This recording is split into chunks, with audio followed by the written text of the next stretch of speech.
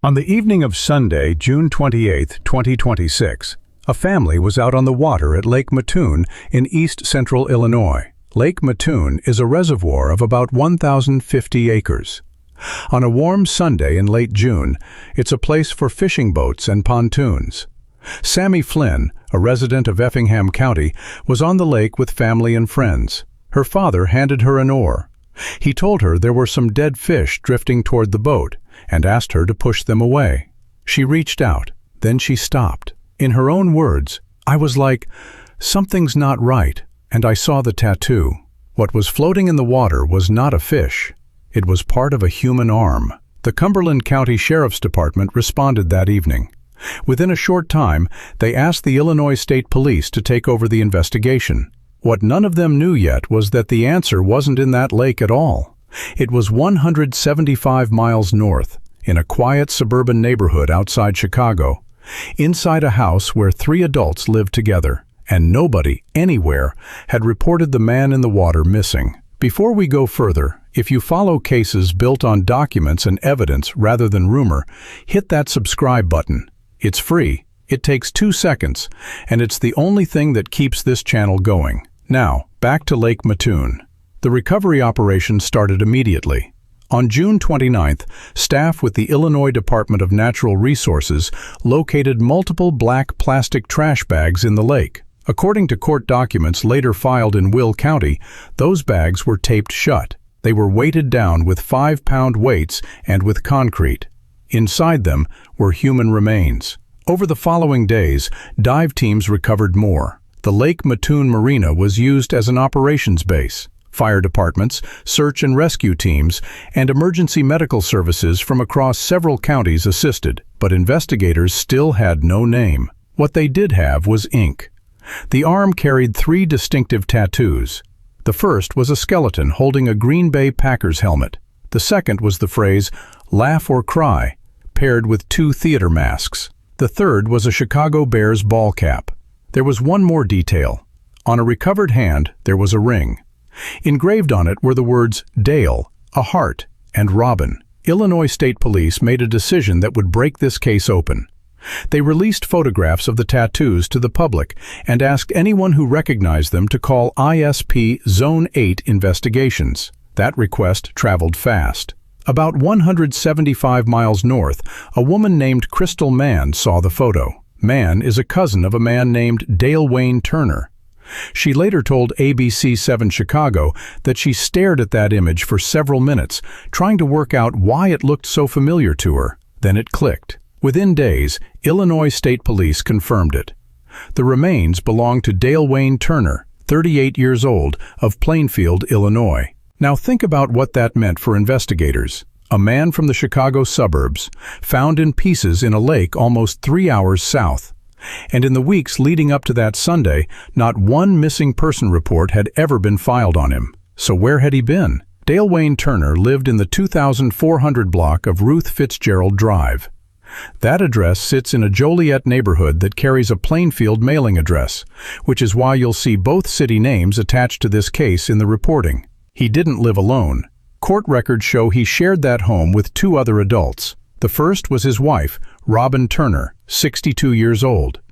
The second was his half-brother, James Adams, 26 years old. A fundraiser later set up by his relatives described Dalewayne as a lifelong Chicago Bears fan, the first person to cheer during a game, and someone known for his sense of humor and for going out of his way to help people. That's the detail that makes the tattoo so strange, and we'll come back to it at the end. But to understand how those 3 people ended up under one roof, you have to go back 12 years. On March 31st, 2014, a woman named Kendra Turner Adams was shot and killed by her husband. She was 52 years old. Her husband was John Adams. He was later charged with her murder. During a jury trial, John Adams pleaded guilty to 2 counts of murder. A judge sentenced him to 65 years in prison. He is serving that sentence at Menard Correctional Center. He is now 78 years old. Here is why that matters. Kendra Turner Adams was the mother of Dalewayne Turner. She was also the mother of James Adams. That is what made them half-brothers. And John Adams, the man convicted of killing her, is the father of James Adams. According to Dalewayne's cousin, Crystal Mann, after that 2014 killing, Dalewayne and his wife Robin took custody of James. James Adams was 13 years old at the time. So the older brother took in the younger brother after their mother was murdered and raised him. 12 years later, in the summer of 2026, they were still living in the same house. Now let's deal with the question that shaped this entire investigation. Why did nobody report Dalewayne Turner missing? According to reporting on what family members were told, relatives believed he was in rehabilitation. They were told he did not want contact while he was receiving treatment. That explanation held. So no one called the police. No one filed a report. Weeks passed. Crystal Mann later told reporters the allegations left the family devastated. Her words were, "It literally made me sick to my stomach." She also said something that stayed with a lot of people following this case. Mann said she was on the phone with Robin Turner roughly 10 minutes before Robin was taken into custody. She said she asked her, "Robin, what's going on?" By that point, investigators already had their answer, and it had come from inside the family. Here is the break in the case. Just after 9 p.m. on the night of June 30th, 2026, Illinois State Police received a phone call. The caller was a man reporting that his sister-in-law and his half-brother had told him that Dalewayne Turner had been killed. That caller was Stephen Turner. He is Dalewayne's brother. According to the court petition filed by Will County Assistant State's Attorney Adam Capelli, here is what happened that day. Earlier on June 30th, Stephen Turner had traveled with Robin Turner and James Adams to Indiana. During that trip, Robin spent roughly $500 on fireworks. They drove back to the house on Ruth Fitzgerald Drive. They sat down to watch the television series Landman. And then, partway through, James Adams paused the show. He said he had something to tell them. According to the petition, Adams then said this, "I killed Dale. He is in the freezer." Robin Turner was present for that conversation. Stephen Turner was then told a version of events. According to court documents, he was told that about 2 weeks earlier, Dalewayne had entered the residence and become physically violent with them. He was told Adams grabbed a knife and stabbed Dalewayne several times. He was told the two of them were initially unsure what to do. Then dismembering the body and putting it in a freezer was mentioned. He was told they spent about 4 hours cleaning up afterward. And he was told that several parts of Dalewayne's body had been taken to a lake. Now here is the part that says a lot about Stephen Turner.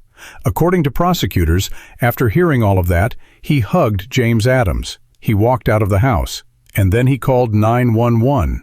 His interview with police that same night added something important. Stephen Turner told investigators that he had not seen any bloodstains inside the house. He had not seen any signs that a crime had taken place there. He also said he saw no injuries on Robin Turner that would match the physical fight he had just been told about. He did note one thing.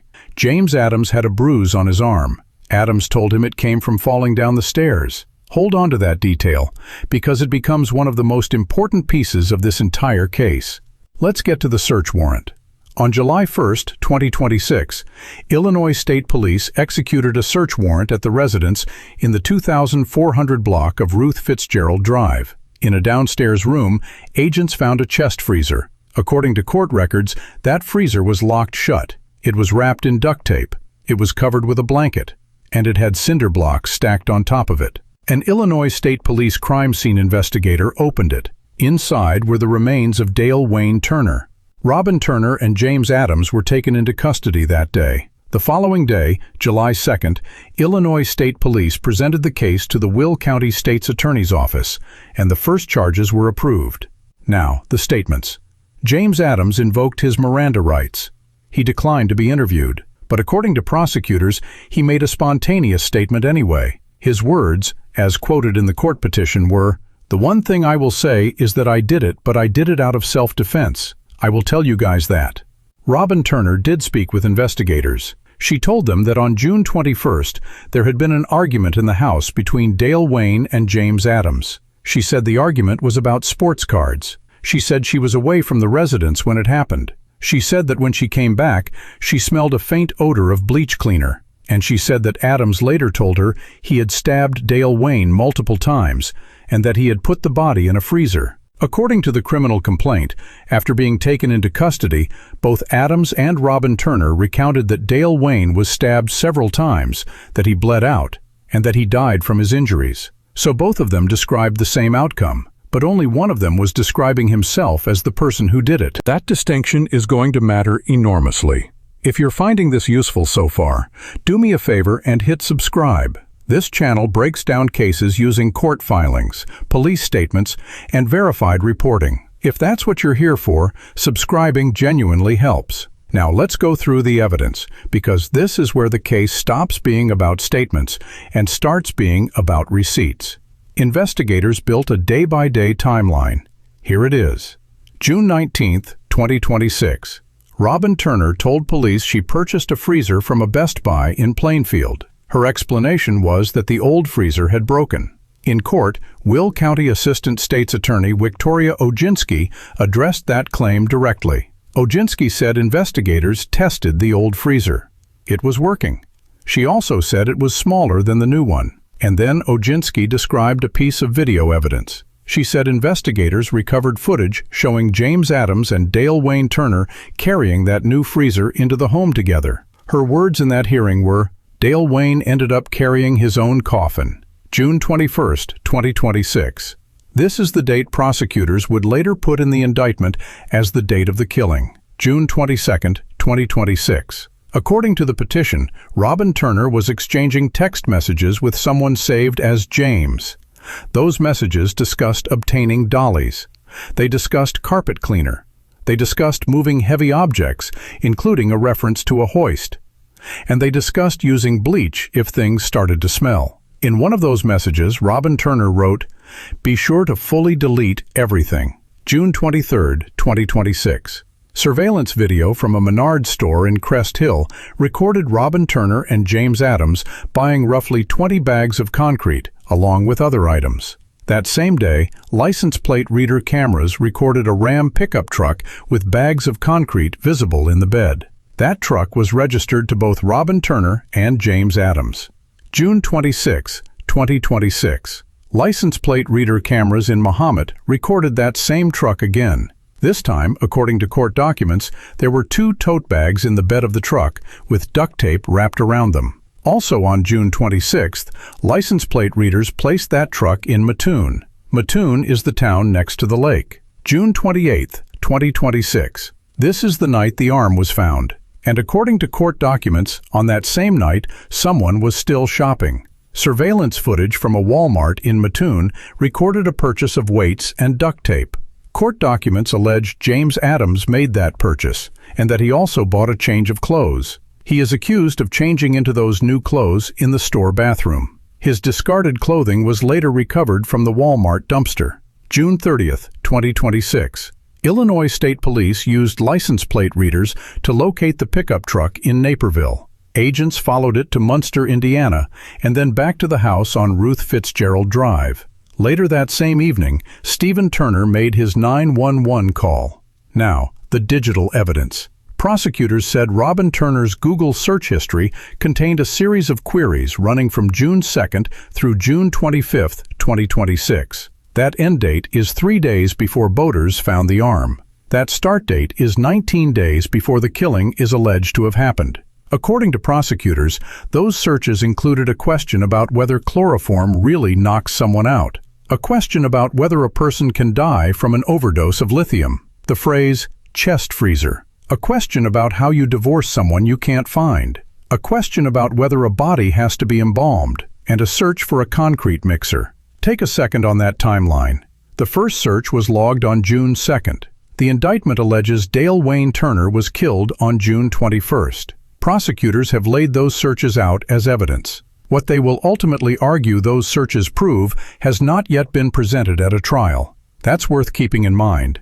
Then there's the house itself. According to prosecutors, when investigators walked through the residence, they observed signs of recent work. Freshly painted walls, freshly painted stairs, a painted front door, replacement carpeting, and wood paneling that had been removed. Court documents allege that removed paneling was burned in a fire pit. The documents also state that bleach was used both for cleaning and to mask odor, and that rugs were discarded. The allegation in the filing is direct. Prosecutors wrote that these measures were taken to destroy physical evidence. That's why Stephen Turner walked through that house on June 30th and saw nothing. Then came the medical findings. An autopsy was performed on July 5, 2026, in Kankakee County. Prosecutors said that autopsy found multiple stab wounds. The examination also confirmed that all of the recovered remains belonged to Dalewayne Turner. Now let's walk through the legal case, because a lot of people have gotten this part wrong online. On July 2,